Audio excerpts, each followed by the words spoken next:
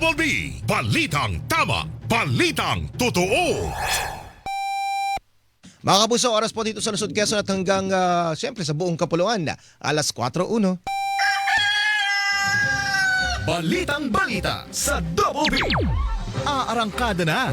Mga bago at mahalagang mga balita sa loob at labas ng bansa. Balitang balita sa Double B.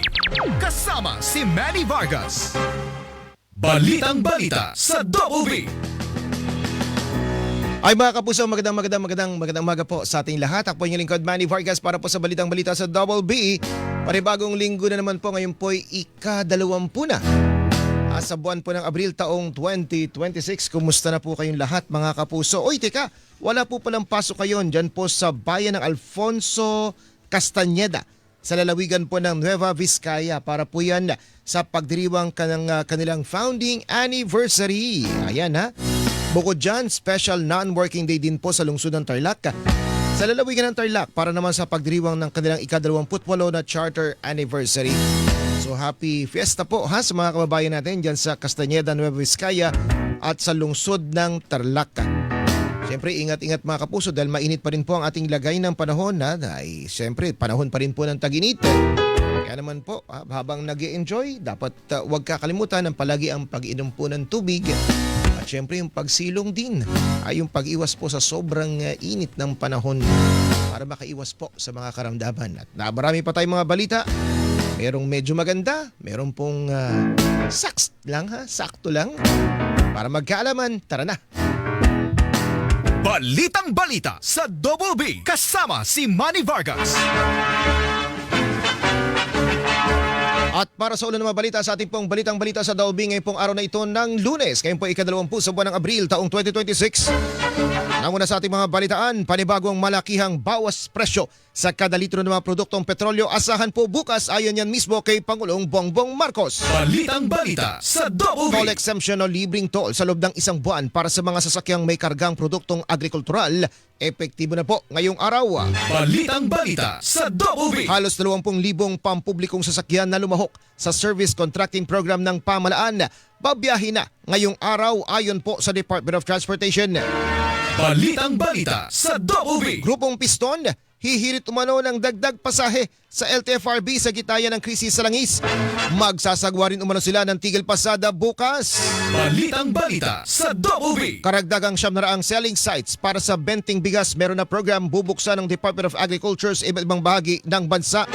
Balitang balita sa Double B. Pagdinig naman ng House Justice Committee kaugnay ng reklamong impeachment laban kay Vice President Sara Duterte, target na tapusin sa April 29. Kampo ni Duterte hinimok na dumalo sa pagdinig para maisa formal ang kanilang mga tugon o sagot sa mga paratang laban sa Vice Presidente. Balitang balita sa Double B. Isang rider po patay habang nakapila sa isang payout center sa Quezon City para sa 5,000 pisong ayuda. Balitang balita sa Double B. At 17 individual sugatan matapos sumalpok sa poste ng kuryente ang sinasakyan nilang modern jeepney sa Cubao, Quezon City. Balitang balita sa Double B. Kasama si Manny Vargas. Bantay panahon. Bantay panahon tayo mga kapuso. Asahan po na magiging mainit at maalinsangan pa rin ang panahon dulot ng ridge of high pressure area sa Hilagang Luzon. Sa kabila niyan, posible rin ang bahagyang maulap hanggang sa maulap na kalangitan na may pulupulong pagulan at pagkulog pagkidlat dito sa Metro Manila at natitirang bahagi po ng bansa na dulot ng localized thunderstorms.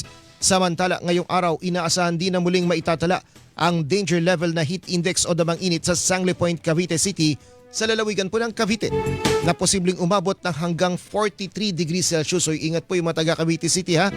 Maglalaro naman sa 38 hanggang 39 degrees Celsius ang heat index na posibleng maranasan po dito sa Metro Manila. Bantay panahon. Balitang balita sa Double B. Simulan natin ating mga balitaan mga kapuso sa magandang balita. Asahan po ang malakihang rollback sa presyo ng mga produktong petrolyo bukas araw ng Martes. Yan ang inanunsyo mismo ni Pangulong Bongbong Marcos sa kanyang inilabas na video sa kanyang social media account. Ayon po sa Pangulo, bababa ang diesel ng 24 pesos and 94 centavos kada litro, habang 3 pesos and 41 centavos naman sa gasolina. Mayroon din pong 2 pisong rollback sa kada litro ng kerosene. Ay mas malaking bawas sa presyo ng langis. Dahil dito, bababa ang diesel ng humigit kumulang 24 pesos at 94 centavos kada litro. Ang gasolina naman ay 3 pesos 41 centavos at ang kerosene ay 2 piso. Mas malaki ito kaysa sa rollback nung nakaraang linggo. At sa ating mga oil company, malinaw naman ang aking panawagan. Ipatupad ninyo ang rollback ng buo, tama at walang pagkaantala. Yan po tinig ni Pangulong Bongbong Marcos, ito na ang ikalawang malakiang bawas presyo sa mga produktong petrolyo simula nang sumiklab ang giyera sa gitnang silangan. Ayon pa sa Department of Energy, ang nagbabadyang rollback bukas sa epekto ng ceasefire o tigil putukan at bahagyang paghupa rin ng sitwasyon sa gitnang silangan. Pero una nang sinabi ni Energy Secretary Sharon Garin na malabo nang bumalik sa dati ang presyo ng langis dahil sa dami ng nasirang oil facilities sa gitnang silangan. Super Radio DZBB Balitang Totoo. Epektibo naman na simula ngayong araw sa ngayong araw po ng Lunes ang isang buwan na toll exemption o libreng toll para sa mga sasakyan na may kargang produktong pang-agrikultura. Ayon sa Department of Agriculture, layo nitong mapagaan ang gasto sa pagbiyahe ng mga produkto, mapatatag ang presyo ng pagkain at matulungang kumita ang mga magsasaka sa kabila ng mataas na presyo ng langis. Sa inisyal na pagtaya ng kagawaran, makatitipid ng 1,500 pesos hanggang 3,000 piso kada biyahe ang nasa 1,162 na trucks na accredited sa ilalim ng Food Lane Program ng kagawaran. Katumbas umano yan ng nasa 52 million pesos hanggang 105 million pesos na matitipid na mga truck sa loob ng isang buwan. Kayo'y nakikinig sa Balitang Balita sa Double B. Mahigit 19,000 public utility vehicle naman o PUV units ang magsisimula na mag-operate sa ilalim po ng service contracting program ng pamahalaan simula po ngayong araw na ito ng Lunes. Ayon kay Transportation Secretary Giovanni Lopez, iilang PUV units lamang ang lumahok sa programa nang ito'y simulan na mailunsad noong Miyerkules, April 15. Sa kabilang anya sa lalahok sa programa ang traditional at modern jeepneys, UV Express, gayon din ang ilang EDSA busway units. Sinabi pa ng kalihim na naging matumal ang pagpaparehistro ng mga tsoper at operator para sa service contracting program kaya iniutos niya sa mga tauhan ng LTFRB na magpunta sa mga opisina ng mga Transport Network Company at Transport Group. 50,000 units ng bus, jeep at UV Express ang target ng DOTR na mapasama sa programa kung saan ay babayaran ng mga tsoper sa kada kilometrong pagpasada at magbibigay ng 20% discount para sa mga pasahero. Balitang Balita sa Double B. Kaugnay po niyan, hinimok ng Land Bank of the Philippines sa mga tsoper na magparehistro para mapasama sa 10 pisong kada litrong diskwento ng programa ng pamahalaan. Ayon kay Catherine Rowena Villanueva, ang Land Bank of the Philippines Senior Vice President and Corporate Affairs Group Head, simple at madali lang ang gagawin dahil pangalan at lehitimong prangkisa lamang ang kailangan para makapagparehistro. Sa mga nais makakuha ng 10 peso discount, mari pong mag-download ng mobile banking app ng Land Bank at hanapin lamang ang fuel subsidy program sa sistema para doon mag-input ng kinakailangang impormasyon. Pero para naman sa mga hindi techie o hindi po magaling at hindi po sanay sa teknolohiya, maaring magtungo sa mga accredited gasoline station, sabihin lamang na nais makapag-avail ng diskwento at ang mga kinatawan ng gasolinahan na ang mag-i-input ng mga impormasyon. Pinadali natin ng proseso, wala silang gagawin. Sasabihin lang nila na gusto nila mag-avail na part sila nitong programa at bibigay ang plate number or conduction sticker. Yun lang po ang kailangan ibigay ng ating mga drivers po ng PUV. That's all. Most of the is done by the gas station. Pero simple lang din, magda-download lang po sila ng mobile banking app po namin. Nandun po yung fuel subsidy program na sistema.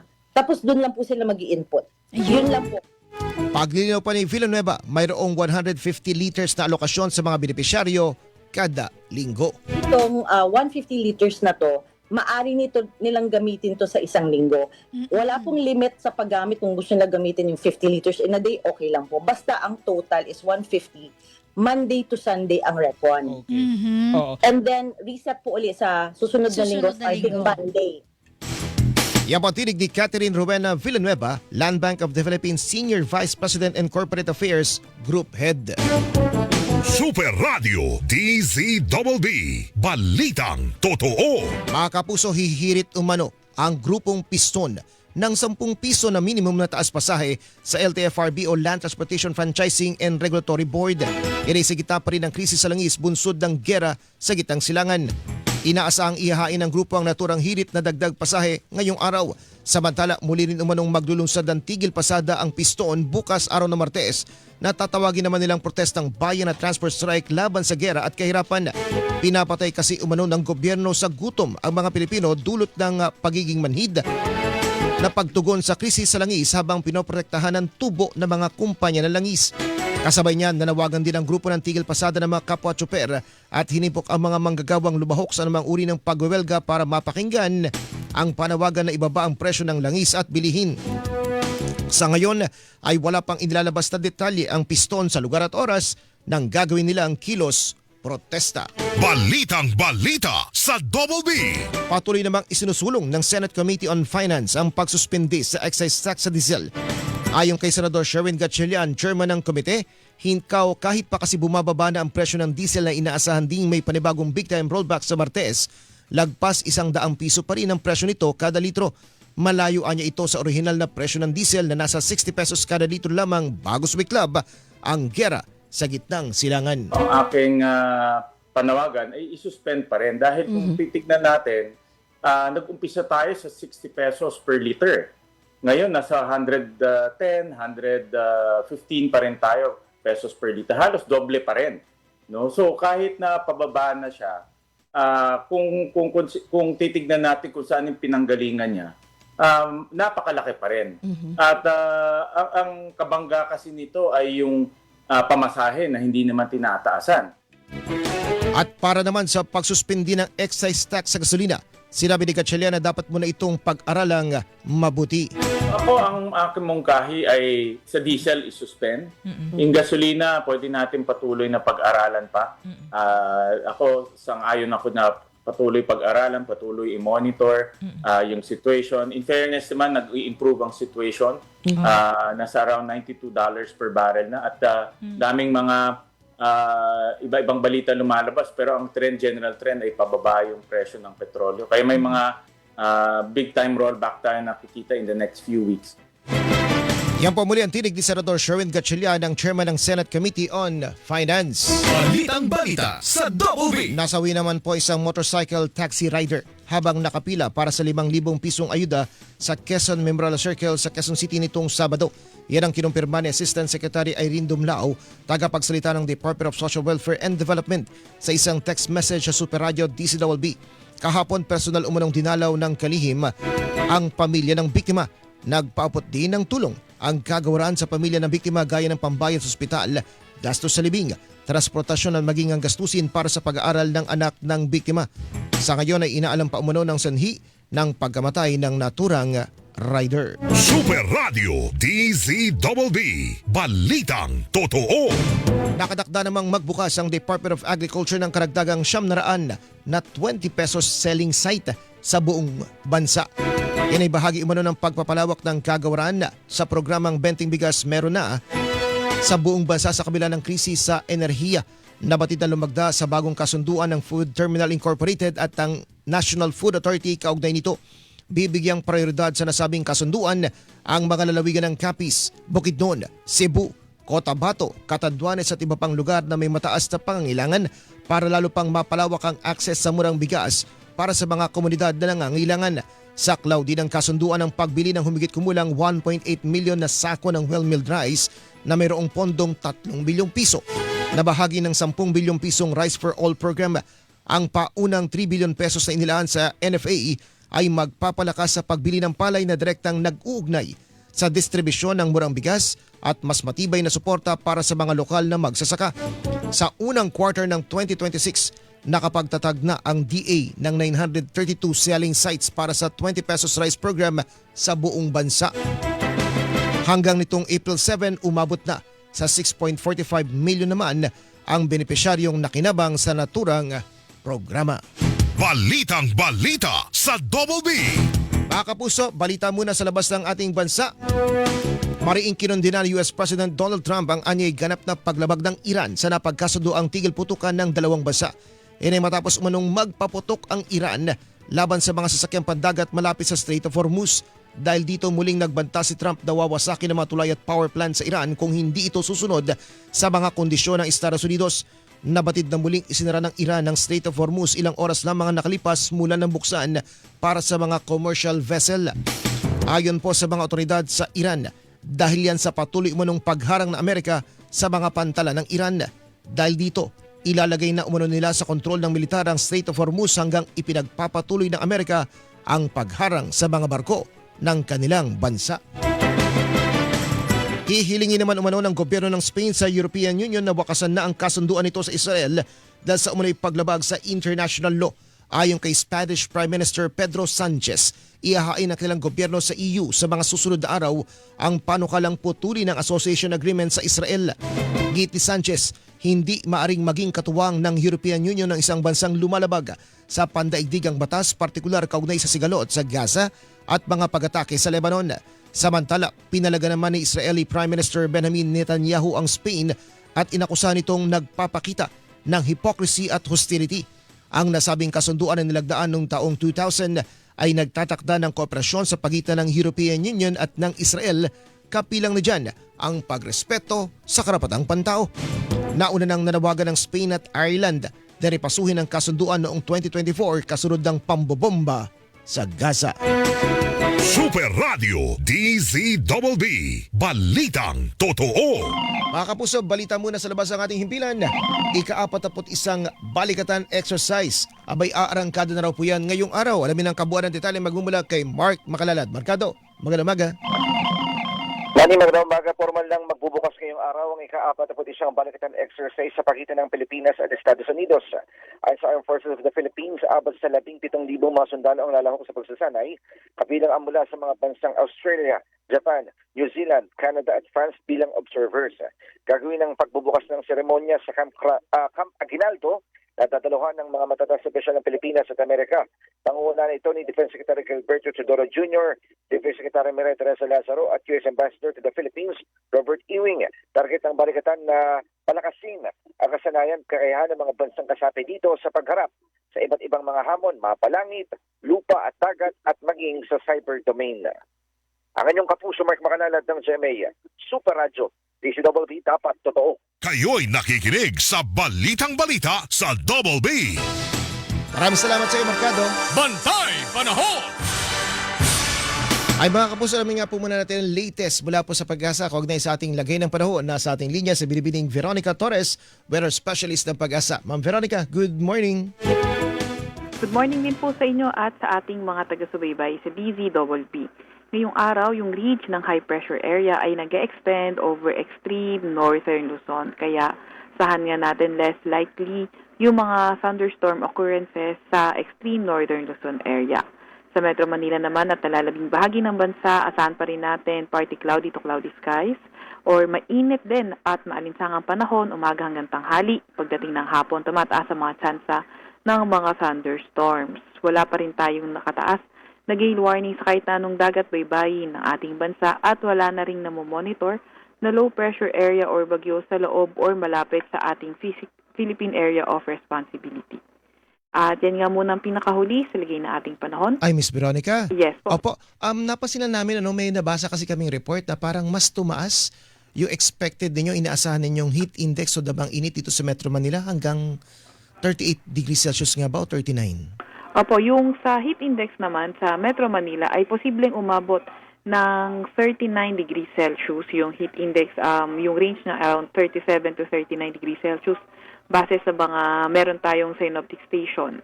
Mm-hmm. So kumbaga last week hanggang 37 lang, 38 Ngayon mas parang asahang mas mainit pa na hanggang 1 centigrade ano? Opo, naasahan nga po natin na posible pa nga rin pong tumaas yung mga temperaturang ating naitatala dahil po medyo nasa kalagitnaan pa rin po tayo ng dry season. Usually, yung matataas na temperatura ay naitatala around May, although may times rin naman na naitatala ito ng Abril. Opo, at kanina nabanggitin na posible yung mga thunderstorms sa ilang bahagi po ng Metro Manila ngayong araw. Kaya po medyo magiging bahagyang maulap sa ilang lugar. Pero sa nakalipas po na ilang araw, Ma'am Veronica, paki-guide lang po kami. Dahil para bang maulap buong maghapon. Kahit po medyo hanggang gabi parang maulap ang iba't ibang bahagi po ng Metro Manila. Ito ba ay dahil sa ulap na posible po magdala ng thunderstorm o ibang klase po yung nakikita natin lalo na sa parang buong baghapon. Kahapon nasa may Parañaque area ako. Yung baybaying area po nitong Parañaque, para bang may fog kahit 1:39 na ng hapon. Opo, so kung sa ngayon naman, posible pa rin naman po kasi yung mga weather condition po natin noong mga nakarang araw ay partly cloudy to cloudy skies rin po. And then, yung nakikita po natin ngayon ay, although kahapon, kung hindi po tayo nagkakamali, ay meron din tayong mga thunderstorm advisory sa na nilabas yung ating National Capital Region, PRSD. So if ever na magkaroon man tayo ng mga nakikita na ating mga kasamahan sa Regional Services Division na posible ang thunderstorm formation, ay maglalabas tayo ng thunderstorm advisory. So, tumataas na in hours. Sa ngayon naman ay hindi pa rin ruled out yung thunderstorm occurrence sa iba't ibang bahagi ng ating bansa. Lalo na yung ridge kasi nung mga nakaraan linggo, yung ridge ng high pressure over northern Luzon area nakaapekto. So, generally, nung mga nakaraang linggo, halos wala masyadong kaulapang na form, mostly sa northern Luzon at ilang bahagi ng Metro Manila dahil medyo may kalapitan rin tayo. Pero ngayon kasi yung ridge ng high pressure area ay mostly nasa may extreme northern Luzon na, so medyo umurong. So, posible rin na kasi yung pag sinabi nating high pressure area, sinking air, so mas less likely yung thunderstorm formation. So, ngayon, dahil mas umurong na ito, mas less area na yung affected nito at may di na ganun kalapit sa Metro Manila, ay nagkakaroon na rin tayo ng mga thunderstorm or ng mga cloud development at not ruled out din po yung mga thunderstorm development. So pwede na talaga tayong ulanin bandang hapon o gabi. Kaya Tama maganda po. talaga ng payong yung mga kababayan natin. Ma'am, baka sakali na po Ma'am Veronica, mangungulit na lamang ako. Kasi naging concern natin ito nakalipas sa mga araw, yung haze, galing sabing posibleng epekto pa rin ng sunog dyan sa sarado ng sanitary landfill sa Navotas. Meron pa bang namamataan or yan po ba inaitatala pa ng Pag-asa, yung haze na yan? Na Opo, concern din po sa kalusugan? Opo, actually po, yung mostly yung haze ay nire-report yan ng ating mga observer po. So kapag may na-sight silang mga haze, ay tinatala po nila yan sa, nire-record po nila yan. And then, ang nakakasama po talaga sa ating kalusugan ay yung tinatawag nating mga smog dahil mostly ito yung mga pollutant na naiipon sa ating paligid at nagiging visible na sa mata natin. So, kung hindi rin po nagkakamali, nagbabala na rin po yung mga kasamahan natin or yung mga kasamahan natin sa ibang government agency na sa mga areas malapit ay kailangan na nga daw po na magsuot po ng mga face mask dahil nga po bumaba po yung quality po na air sa lugar nila. Base rin po sa mga kasamahan po natin sa ibang government agency. Ayun, so sana siguro kailangan mag-follow up din tayo sa iba pa mga government agency para malaman kung ano yung quality ng hangin. Tama Anyway, po kayo dyan. Opo. Miss Veronica, maraming salamat sa pagtugon sa aming mga tanong at hopefully mabawasan. Bagamat asahan na rin ng mga kababayan natin na mas iinit pa nga ang panahon habang pumapasok tayo sa buwan ng Mayo. Opo, you're welcome. Maraming salamat din po. Maraming salamat. Magandang umaga. Mga kapuso, yan po si Miss Veronica Torres, weather specialist po ng Pag-asa. Bantay Panahon! Mga kapuso, marami pa tayong mga balitang papasadahan pero syempre ilan munang mga paalala. Magbabalik tayo, oras po natin ay alas 4:25. Balitang balita sa Double B kasama si Manny Vargas.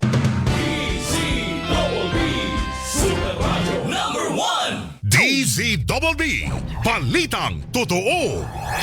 Mercury Drug, gising 24 oras sa mga piling lugar. Mercury Drug, tumutulong para sa kalusugan ng bayan. Para sa iba pang impormasyon ng kanilang serbisyo, bisitahin ang website www.mercurydrug.com. Pakinggan ngayong Lunes sa Suma sa Puso. Pero ano't ano pa man, palaging sa ikabubuti ng pamilya namin ang iniisip namin. Kaya nak, wag na wag mong susukuan ang pamilya nyo ha. Palagi mo silang uunahin. Sa kahit na anong sitwasyon, palagi mo silang piliin. Suma sa puso. Nangunguna sa Mega Manila ang GMA Radio sa buwan ng Marso ayon sa AGB Nielsen Media Research. Number 1 sa AM station ang Super Radio DZBB 594 na nakakuha ng 56.3% audience share. Number 1 sa FM station ang Barangay LS 97.1 na nakakuha ng 54.9% audience share. Damang-dama namin ang init ng inyong pagmamahal, mga kapuso at kabarangay. Maraming salamat po dahil kami pa rin ang numero 1 sa inyong puso. Super Radio DZBB at Barangay LS 97.1 GMA Radio number 1.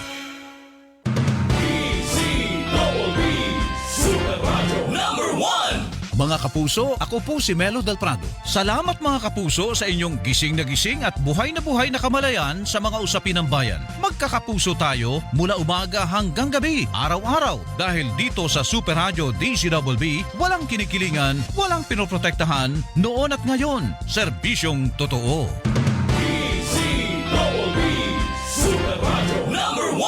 DZBB, balitang tama, balitang totoo.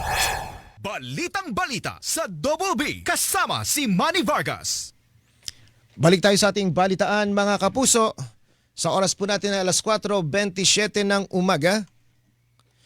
Sa kabila po ng mga umuugong na suwestyon na muling ipagpaliban ng Barangay at Sangguniang Kabataan Elections o BSK election na nakatakda sa November 2 ngayong taon, sinabi ni COMELEC Chairman George Erwin Garcia na hindi uubra ang naturang mungkahi lalo't tiyak umanong ibabasura lamang idinito ng Korte Suprema dulot sa isyu ng legalidad. Nagsimulang umugong ang naturang usapin sa gitna na rin yan ng krisis sa langis at paghahanap ng karagdagang mapagkukunan ng pondo upang mabigyan ng tulong ang mga apektadong sektor at mahihirap na pamilya. Pinalagan din ni Senador Sherwin Gatchalian ang naturang mungkahi.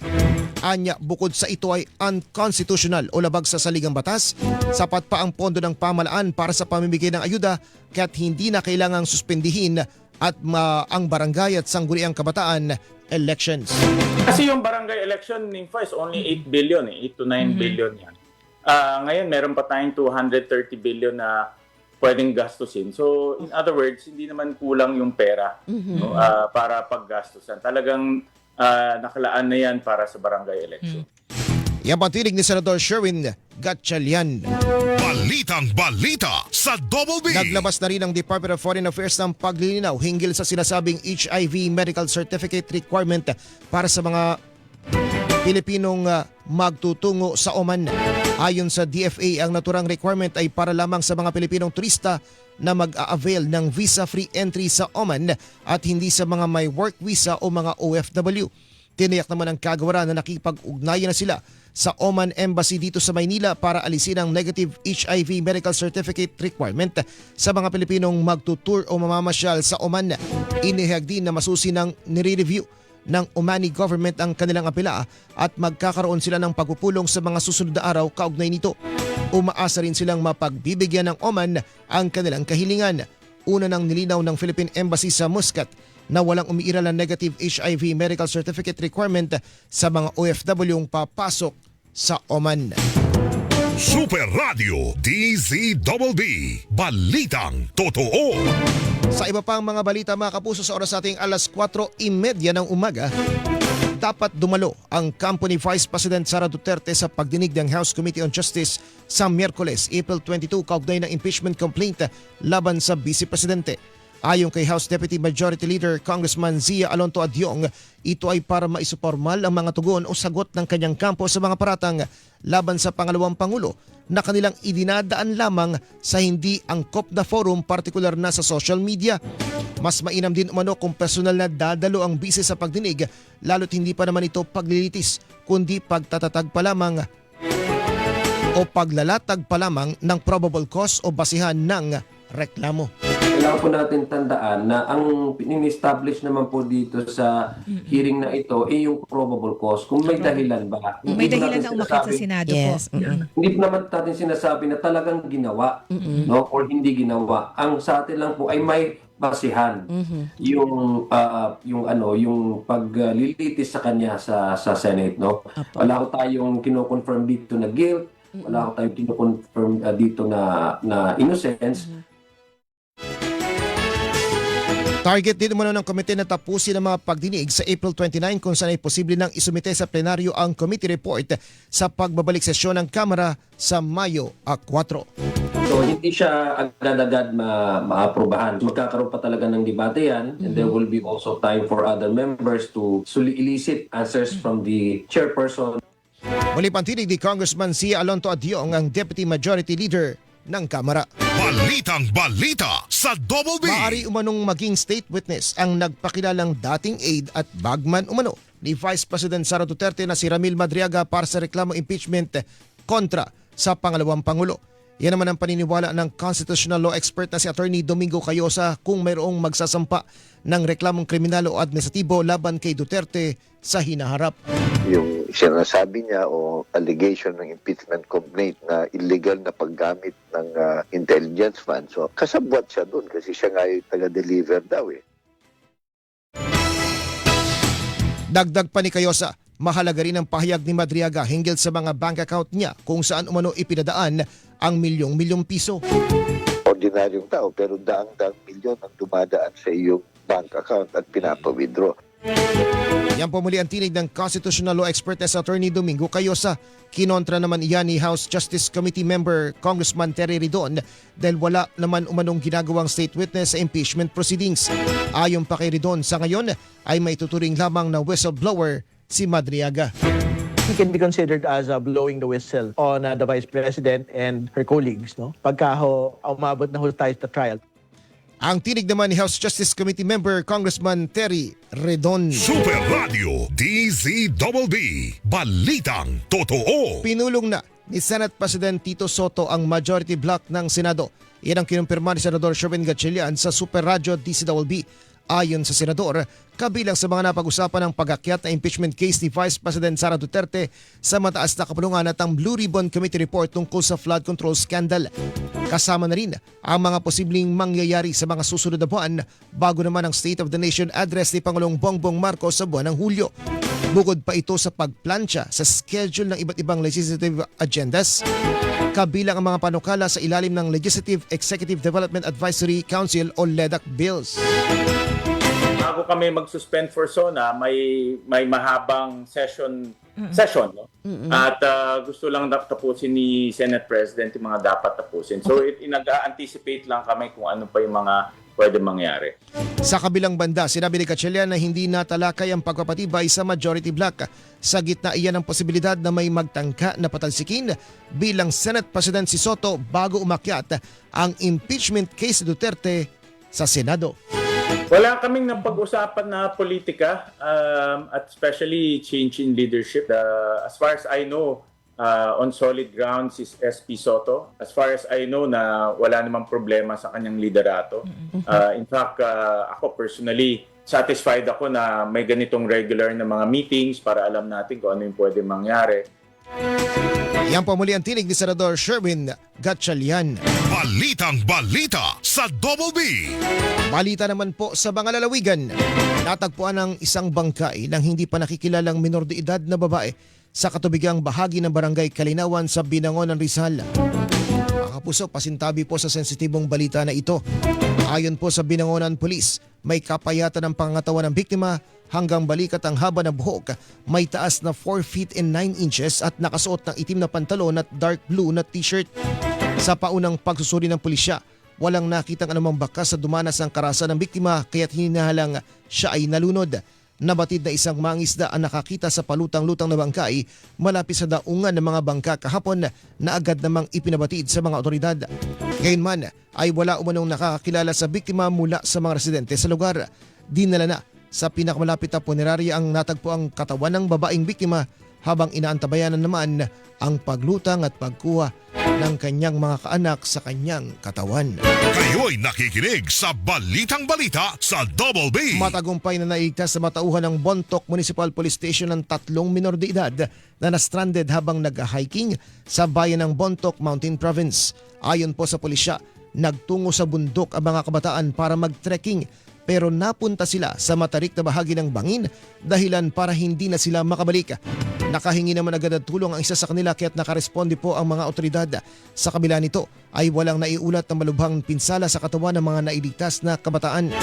Nagpaalala po ang mga otoridad na planuhin muna ng maayos ang hike o trek at ipaalam sa mga kaanak o sa lokal na otoridad ang pupuntahan para maiwasan ang anumang aberya. Balitang balita sa Double B. Balik tayo dito sa Metro Manila mga kapuso.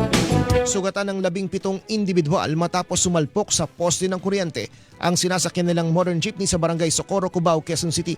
Sa kuha ng CCTV, kita kung gaano kalakas ang pagbangga ng modern jeep sa poste dahilan para mapinsala rin ng husto ang harapang bahagi nito. Pero bago yan, sa isa pang anggulo ng CCTV, makikitang nag-overtake ang modern jeep sa isang tradisyonal na jeepney. Ayon sa mga responding tauhan ng Quezon City Local Government, may isang paserong nakaupo sa tabi ng driver ang naputulan ng paa na agad namang dinala sa pagamutan kasama ang iba pang pasero na sugatan sa insidente. Aminado ang driver ng modern jeep na napapikit siya habang nagmamaneho. Pero hindi umano siya mabilis magpatakbo ng jeep. Taliwas sa pahayag ng ilang paserong, humaharurot ito. Ayon sa pulisya, isa sa ilalim sa alcohol at drug testing ang driver na posibleng maharap sa reklamong reckless imprudence resulting in damage to property and multiple physical injuries. Iimbestigahan din umano ng mga otoridad kung overloaded ang nasabing sasakyan. Super Radio DZBB.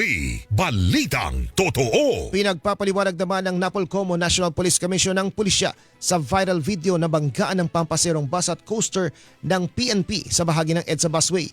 Sa kuha ng CCTV, makikita ang dalawang magkasunod na bus na tinatahak ang EDSA Busway northbound hanggang sa lumipat ng linya ang PNP coaster. Dito na nahagip ng paparating na bus ang sasakyan na yan ng pambasang pulisya. Ayon sa driver ng bus, alas 5 ng hapon noong Biyernes naganap ang insidente. Pinababa umano ng pulis ang kanyang mga pasero at matapos ito ay nagpunta umano sila sa traffic sector. Kinagabihan ay tinawagan umano siya ng pulis para ipasagot sa kanya ang nabanggang coaster. Sa pahayag naman ng Quezon City Police District, nagkasundo na umano ang dalawang panig pero itinanggi ng bus driver na nagkaaregluhan na. Ayon kay PNP Chief Police General Jose Melencio Nartates Jr., nagsasagawa na sila ng administrative review sa naturang insidente. Depende umano sa resulta ng investigasyon ang ipapataw nilang kaukulang aksyon. Inatasan naman ng Napolcom ang pulis sa video na mag-report sa kanilang tanggapan ngayong umaga. Balitang balita sa Double B. Nako mga kapuso, mainit po ang panahon. Kinakailangan ng lamig ng ulo ha. Halimbawa po ng kinakailangan na lamig ng ulo itong insidente diyan sa Intramuros kung saan ay nauwi sa suntukan ng paninita ng isang gwardya ng Intramuros Administration sa isang e-trike driver na iniligal na ipinarada ang kanyang e-bike. Ayon kay Police Lieutenant Colonel June Paulo Abrazado, sinita ng gwardya ang e-trike driver matapos na pumarada sa harapan ng isang establishmento na ipinagbabawal po sa lugar. Bunsod niyan, nagtamo ng pasa at sugat sa muka ang e-trike driver habang sugatan din sa muka ang isa sa mga gwardya. Maghahain umano ng reklamong physical injury sa magkabilang panig. Nagpapatuloy pa naman ang investigasyon ng mga otoridad at ng Intramuros Administration hinggil sa naturang insidente. Kayo'y nakikinig sa Balitang Balita sa Double B. Tapos naman na ang kalsada na magdurugtong sa nasusunog pa ring Navotas landfill para mapadali ang paghapula sa apoy. Ayon kay Navotas City Mayor John Ray Tiangco, layo nitong maipasok sa landfill ang mga heavy equipment, dump truck at mga panambak na lupa na magpapabilis sa paghapula sa apoy. Importante po ito dahil hirap po tayo magdala ng mga equipment po doon dahil para dalhin po natin yung mga dinala natin, mga fire truck, dump truck, heavy equipment, kailangan po natin i-barge yan. At nung binarge po natin, hindi naman 24 hours yan dahil pag low tide, hindi rin makadikit. Kaya minadali po natin itong kali po na to para tuloy-tuloy yung trabaho. Pero nagdadala pa rin po tayo ng mga ibang gamit through barge tulad ng mga soil po at yung mga panambak po natin para matabunan po natin yung area. Sa kabila nito, hindi pa matiyak ng alkalde kung kailan tuluyang maapula ang apoy dahil sa lawak ng landfill. Mga ilang percentage na lang po yung sakop patuloy pa rin? Malaki pa rin po siya. Malaki pa rin. Siguro makakapagsabi tayo after a few days. So para ma-compare natin yung last week, this coming week po. Kasi halos ngayon pa lang po tayo mag-full blast dahil nga nakadikit na yung mga ibang barge, yung soil nababa na, nandyan na dumami na yung equipment po at meron ng kalsada. Muli po ang tinig ni Navotas City Mayor John Ray Tiangco. Samantala, patuloy naman po ang pinag-iingat ng Department of Health ang publiko dahil sa mababang kalidad ng hangin na epekto ng nagpapatuloy nasunog. Balitang balita sa Double B. Muli paalala mga kapuso ha, kahit tapos po ang Fire Prevention Month, ang banta ng sunog naririyan pa rin. 3 bahay po nagawa sa light materials ang natupok sa sunog na sumiklab sa Block 1 sa Baseco Compound, Port Area, Maynila kahapon. Ayon sa Bureau of Fire Protection, umabot ng ikalawang alarma ang sunog na nagsimula pasado alas 11 na umaga at tuluyang naapula eksaktong alas 12:06 ng tanghali. Wala namang napaulat na nasaktan o nasawi sa naturang insidente na inaalam pa ang halaga ng pinsala sa ari-arian, gayon din ang sanhi ng pagsiklab ng apoy. Kayo'y nakikinig sa Balitang Balita sa Double B. Mga kapuso, marami pa mga balita ang ating pong papasadahan at babalikan. Pero syempre muli, ilan po mga paalala, oras natin ay alas 4:41. Balitang Balita sa Double B kasama si Manny Vargas.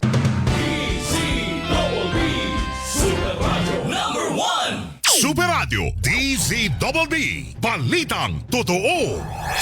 Mercury Drug, gising 24 oras sa mga piling lugar. Mercury Drug, tumutulong para sa kalusugan ng bayan. Para sa iba pang impormasyon ng kanilang serbisyo, bisitahin ang website www.mercurydrug.com. Sa ika-8 pagkakataon, kinilala ang Super Radio DZBB bilang AM Radio Station of the Year sa Platinum Stallion Media Awards ng Trinity University of Asia. Muling pagkilala ito sa mahalagang papel ng Super Radio DZBB sa pagbibigay ng tama at napapanahong impormasyon sa publiko. Sa mga estudyante, alumni at mga guro ng Trinity University of Asia, maraming salamat po sa karangalang ito. Mga kapuso, alay namin ito sa inyo. Para hindi mahuli sa mga balita, sundan ang mga social media account ng Super Radio DZBB. Mag-subscribe sa aming YouTube channel at i-follow kami sa Facebook, TikTok at X. Hanapin lamang ang Super Radio DZBB para makita ang aming mga official social media account. Tutok na para sa mga balitang tama at totoo, mga kapuso. Nangunguna sa Mega Manila ang GMA Radio sa buwan ng Marso ayon sa AGB Nielsen Media Research. Number 1 sa AM station ang Super Radio DZBB 594 na nakakuha ng 56.3% audience share. Number 1 sa FM station ang Barangay LS 97.1 na nakakuha ng 54.9% audience share. Damang-daman namin ang init ng inyong pagmamahal, mga kapuso at kabarangay. Maraming salamat po dahil kami pa rin ang numero 1 sa inyong puso. Super Radio DZBB at Barangay LS 97.1. GMA Radio number 1. DZBB Super Radio number 1. Super Radio DZBB. Balitang tama, balitang totoo. Balitang Balita sa Double B kasama si Manny Vargas. Ay, good morning po sa ating mga kapuso. Ina Jerry Raon, dyan muna sa San Jose del Monte, Bulacan, sa Luzon proper. Good morning. Daniel Andrew, magandang umaga. Grabe naman Daniel, isa lang, pwede na. Pero thank you sa pagpapadala ng mensahe. Si Susan Alminiana mula po sa La Union. Kumusta po ang panahon dyan? Kasarap naman. Alam ko meron kayong parang ano ba yun? Little Baguio ba ang tawag doon? Ang lamig din, di ba? Yung mabundok na bahagi. Napuntahan namin yun minsan eh. Tapos tabing dagat pa, ay sarap. Bobby Orozco, magandang umaga sa iyo. Kay Jaime Santos, good morning. Mamayayang kape na yan. Boy Marcelo Montermoso, magandang umaga po. At syempre iba pa mga kapuso natin na nagpapadala po ng kanilang mga pagbate. Si Anselma Gonzales, good morning. Gerald Sevilla, magandang umaga. Sino pa ba? Hirapan ako sa iyo sa ginawa mo, Daniel. Pinaflood talaga. Ay, yung mga motorcycle lane daw dyan sa Commonwealth, hindi na raw po nasusunod. Aba, ay sundin sana. Alam ko meron diyang ano, di ba? No contact apprehension policy, umiiral yung NCAP. Siyempre sa iba pa mga kapuso na nagpadala rin po ng magandang kanang mensahe. Oy Nikki, good morning sa iyo. Kay Weng, magandang umaga Weng. Ayan, kay Rona Comprendio, good morning. At si Let Casaw, Gigigil si Atlet kaaga-aga, ha? Kaloy, magandang umaga sa'yo. Mamaya yung kape na yan, ha? Inom tayo ng kape. At syempre, good morning din kina Jerry Cornista. At kay Ma'am Antonina. Ay Ate Luz, magandang umaga rin po sa inyo. Mga kapuso, epektibo na po simula ngayong araw ng Lunes ang isang buwan na exemption sa pagbabayad po ng toll. Ibig sabihin, libre po ang toll ng mga sasakyan na may kargang produktong pang-agrikultura. Huwag naman sanang magkakarga kayo ng ilang piraso para lang makalusot, ano? Huwag sanang ganon. Ayon po sa DA, layo nitong mapagaan ang gastusin sa pagbiyahe ng mga produkto, mapatatag ang presyo ng pagkain at matulungang kumita ang mga magsasaka sa kabila po ng mataas na presyo ng langis. Sa pagtaya po ng kagawaran, makatitipid ng 1,500 hanggang 3,000 pesos kada biyahe ang nasa 1,162 na mga trucks na accredited sa ilalim po ng Food Lane Program ng DA. Katumbas daw yan ng 52 pesos o 52 million pesos. Ang liit naman, no? 52 million pesos hanggang 105 million pesos na matitipid po ng mga truck sa loob ng isang buwan. Sana naman po makatulong yan, ano, para hindi po tumaas ang bilihin. Lalo tigit mga kapuso, kasama na nga po sa mga talagang ginagawa ng paraan ay magtuloy-tuloy po at mas mapalawak pa yung pong benting bigas meron na program. Sabi nga nila ay hindi lamang po sa mga lungsod kundi kasama na po sa mga lalawigan. Katwiran nga ng mga kababayan natin na tama naman. Pati naman po kami kumakain din ng kanin. Oo nga naman, di ba? Lalo po sa mga lalawigan ay talagang kinakailangan po ang kanin dahil marami po sa kanila doon ay nagsasaka, nangingisda at talaga pong anong tawag doon, blue collar job ang kanilang trabaho. Mas malakas po ang pagkain ng kanin, di ba? Meron pong kasunduang nilagdaan ang Food Terminal Incorporated at ang National Food Authority para po dyan kung saan ay target po nila na karagdagang 900 na 20 pesos selling site ng bigas po ang maitatag. Sa ngayon po ay meron ng 932 na mga lugar kung saan ay nakapagbebenta ng murang bigas ang gobyerno, mga kapuso. Super Radio DZBB Balitang Totoo. Ay mga kapuso, sana po magtuloy-tuloy. Bagamat eto na naman, nagfe-flex na naman kasi yung pong lalaking maputi na patagilid magsalita.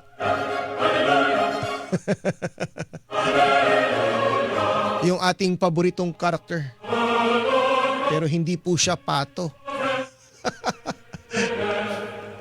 Ay nako, asahan daw po yung malaking bawas presyo sa produktong petrolyo mga kapuso bukas.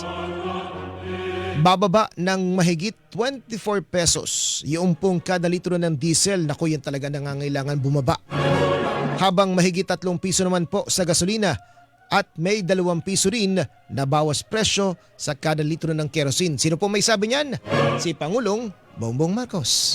Ay mas malaking bawas sa presyo ng langis. Dahil dito, bababa ang diesel ng humigit kumulang 24 pesos at 94 centavos kada litro. Ang gasolina naman ay 3 pesos 41 centavos at ang kerosene ay 2 piso. Mas malaki ito kaysa sa rollback nung nakaraang linggo. At sa ating mga oil company, malinaw naman ang aking panawagan. Ipatupad ninyo ang rollback ng buo, tama at walang pagkaantala. Yan po ang tinig ni Pangulong Bongbong Marcos mga kapuso. Ayan na, kahit papaano po at least nababawasan, kahit papaano. Diba? Kaysa naman yung lagpas-lagpasan. So magkano na ngayon? 120. Oo. Kung mababawasan ng 24 pesos, edi nasa 100 piso pa rin. Sana po magtuloy-tuloy kahit man lang bumaba ng 70 pesos. Magawa ng paraan. Ayan ha. Kasabay po nun mga kapuso, gumawa din ng kaukulang aksyon ng ating gobyerno para naman maging matatag po yung ating energy security. Lalo po sa usapin ng storage o pag-iimbak, yung supply po ng produktong petrolyo. Yung hindi tayo biglang mangangapa tapos gagamitin po sa pamumulitika. Na akala mo naman kung yung mga nagsalita mas magaling ang magagawa. Balitang balita sa Double B. O ito mga kapuso ha, sana naman po wag sayangin ang pagkakataon. Bawod po kasi doon sa 24 pesos na nakaamba na bawas presyo sa diesel, meron pa rin po kasing iniaalok. Kada linggo 150 liters yun para po sa mga pampublikong sasakyan, partikular na sa mga jeepney mga kapuso. O ito, napakabilis daw po, napakadali ng proseso para naman magamit po ng mga tsoper ng pampublikong sasakyan, lalo na nga ng mga jeepney. Yung pong bawas presyo na yan, na 10 piso kada litro. Isipin nyo na lang, kung ngayong linggo 24 pesos ang bawas, tapos makakatipid pa kayo ng 10 piso kada litro, di nasa 34 pesos ang mababawas, Kapitan Andoy. Kahit pa paano po, malaking tulong na yan sa inyo pong pamamasada. Ito lamang po paliwanaga ng Land Bank of the Philippines, ha? Pwede raw po kayo mag-download ng kanilang mobile app. Hanapin daw po yung fuel subsidy program ng sistema para doon mag-input ng inyo pong kinakailangang impormasyon. Ngayon, kung hindi nyo po magagawa yan mga kapuso, pwede po kayong magtungo sa mga accredited na gasoline station at doon po ninyo sabihin na nais nyo pong mag-avail at sila na po ang tutulong sa inyo para po maisagawa yung pagda-download ng kinakailangan na application na yan sa inyong mga cellphone. Pinadali natin ng proseso, wala silang gagawin. Sasabihin lang nila na gusto nila mag-avail na part sila nitong programa at bibigay ang plate number or conduction sticker. Yun lang po. O yun lang po. Yan po ang tinig ni Catherine Rowena Villanueva, Land Bank of the Philippines Senior Vice President in Corporate Affairs, Group Head, mga kapuso. Sayang din naman 150 liters. I-multiply mo po yan ng 10 piso. 1,500 kada linggo ang inyo pong matitipid. Diba? At least kahit papano, hindi po yan magagastos o hindi yan magagamit sa inyo, hindi po yan makukuha sa inyo pong pambili ng pagkain. Instead na gamitin pambili ng diesel, ng krudo, pambili na po ng pagkain. O ito lamang po mga kapuso, inihikayat po ng Department of Transportation ng mga kababayan nating nasa sektor ng transportasyon na makilahok doon po sa service contracting program ng pamahalaan. Mahigit 19,000 public utility vehicle mga kapuso ang magsisimula ng araw po mag-operate ngayong araw na ito. Nung nakalipas sa Miyerkules daw po, kakaunti lang ang lumahok. Kaya po ang utos sa Secretary Lopez, puntahan na po ng mga tauhan ng LTFRB ang mga opisina ng mga Transport Network Company at Transport Groups para sila po ay hikayating magparehistro. Secretary Lopez, siguro isa lamang po ang dahilan bakit siguro matumal ang pakikibahagi ng mga transport groups sa inyo pong service contracting program. Kasi yung nakalipas na administrasyon, pwede ba yun na report? Hanggang ngayon, yung reklamo ng mga kumpanya, grupo ng mga bus, may utang pa din. Tapos na po yung COVID-19 pandemic, 2020 hanggang 2022 po yun. 2026 na ngayon, may utang pa rin sa kanila. Kaya siguro baka kinakabahan yung mga transport group kung sasama sila. Hindi sila maniningil, naghihintay ng kita galing sa inyo, hindi mabilis ang paglalabas ng pera, pagkatapos taon pa ang hihintayin bago mabayaran. Sa mga naman nagpalitan ng administrasyon, may utang pa. Balitang balita sa Double B. Ay mga kapuso, muli po paalala ng Pag-asa mag-ingat-ingat po tayo. Siyempre, inom po ng tubig, sabi ng Department of Health, sumilong hanggat maaari. Huwag pong magbabad sa araw. At siyempre kasama na rin po dyan yung pakiusap po ng mga otoridad. Medyo maging matalino po tayo at masinop sa ating pong pagkonsumo ng tubig. Pero sa kabila po niyan, nakahanda na raw po ang Manila Water sa posibleng epekto ng nakaambang Super El Nino ngayong taon, lalo na sa usapin ng mataas na demanda. Ayon po sa naturang water concessionaire, mga mahakbang na silang ginagawa at taon-taon din nilang pinaghahandaan ng taginit kung kinakailangan o kung kailan ay mas mataas po ang konsumo ng tubig, lalo na dulot ng lumalaking populasyon sa Metro Manila at mga kalapit na lalawigan mga kapuso. Bagaman nanatili pong pangunahing pinagkukunan ng Angat Dam, sinabi ng Manila Water na halos nasa maximum capacity na ito. At dahil dyan, ang kanilang pinalalakas ang paggamit ng iba pang water sources gaya ng Lawa ng Laguna at ang Upper Wawa Dam. Bukod pa sa mga nakastandby nila mga deep wells na maaari daw pong gamitin kung lalampas sa inaasahan ang demand sa tubig. Kaya dyan mahalaga, mga kapuso, yung pong punto na dapat maging masinop din tayo sa ating basura. Huwag nating hayaang mapunta po sa mga ilog, sa mga lawa. Tayo rin na nadidisgrasya eh. Balitang balita sa Double B kasama si Manny Vargas. Ay mga kapuso, sa mga naghahanap po ng trabaho dyan, sa lungsod po ng Maynila mula 8 a.m. hanggang alas 5 ng hapon sa Peso Annex Building. Dyan pa rin po sa Park and Ride Building sa Dr. Basa Street, Ermita, Maynila. Meron po 3 kumpanyang kalahok dyan ha. Sana po makibahagi kayo. At sa Quezon City naman, mula po 9 a.m. hanggang alas 3 ng hapon sa 2nd Floor District Action Center sa SB Park, Batasan Hills, Barangay Batasan Hills. Marami rin pong trabaho alok ng ating mga kababayan. Super Radio DZBB Last Report. Kapuso, may 2 raw pong lalaking patay sa bahagi ng Tondo, Maynila. Alamin natin detalye ng balita magmula kay Jomer Apresto. Jomer, magandang umaga. Duguan at walang suot na damit ang isang lalaki nang matagpo ang nakahandusay sa hallway na ikawalong palapag na gusali na isang condominium sa Tondo, Maynila dakong alas 9 kagabi. Ang biktima, hinihinalang pinaghahampas ng martilyo sa ulo. Ayon sa gwardya ng kondo, humihinga pa ang biktima ng datnan nila. Pero may katagalan daw ang ambulansya kaya doon na rin siya sa hallway binawian ng buhay. Duguan din ang isa pang lalaki nang matagpuan naman sa ground floor ng kaparehong gusali ng kondo. Sinubukan siyang isugod sa ospital pero hindi na siya umabot ng buhay. Ayon pa rin sa gwardya, bago ang insidente, ilang tenant ang nagsumbong sa kanila kaugnay sa sigaw na narinig nila na mayroong humihingi ng tulong. Pero pag-akyat sa 8th floor, wala na raw silang narinig na ingay. Nang bumaba sa ground floor, doon na nila nakita ang isa sa 2 biktima. Makalipas ang 5 hanggang 10 minuto, doon naman nila nakita sa 8th floor ang lalaki na posibleng humihingi ng tulong. Sabi ng mga otoridad, nasa iisang unit ang 2 lalaki bago sila namatay. Pero hindi raw malinaw ang kanilang relasyon dahil hindi rin sila kilala ng mga gwardya at magdadalawang linggo pa lang sila nang tumira sa unit. Problema ng pulisya, mga hindi gumaganang CCTV camera sa kondo. Hindi rin malinaw sa ngayon kung sinadya bang tumalon o mayroong tumulak sa lalaking natagpuan sa ground floor. Pero may posibilidad umano na ang lalaking natagpuan sa ground floor ang nanakit naman sa lalaking natagpuan sa hallway. Nanghiram daw kasi siya ng martilyo sa kaanak bago nangyari ang insidente. Na-recover naman sa loob ng unit ang martilyo na hinihinalang ginamit sa lalaking natagpuan sa hallway. Sinubukan namin hinga ng pahayag ang kaanak ng lalaking natagpuan sa ground floor pero tumanggi na siyang magsalita sa kamera. Sa kwento niya, kilala nila bilang mabait na tao ang kanyang kapatid. Patuloy naman ang investigasyon ng pulisya sa nangyari. Sinusubukan pa namin makuha ang pahayag ng pamunuan ng kondo.